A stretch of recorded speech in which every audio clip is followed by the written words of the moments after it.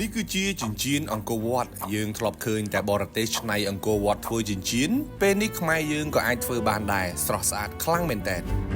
បងប្អូនប្រហែលជានៅចាំវីដេអូមួយដែលជនជាតិបរទេសម្នាក់គាត់បានដំឡើងចិញ្ចៀនជាច្រើនវងដែលបង្ហាញអំពីរចនាបថខ្មែរដូចជាប្រាសាទអង្គរវត្តរចនាបថតោនិងរចនាបថនាគជាដើមភ្ជាប់ជាមួយនឹងត្បូង Blue Zircon របស់ខ្មែរចែងចាំងប្រណិតមែនតើ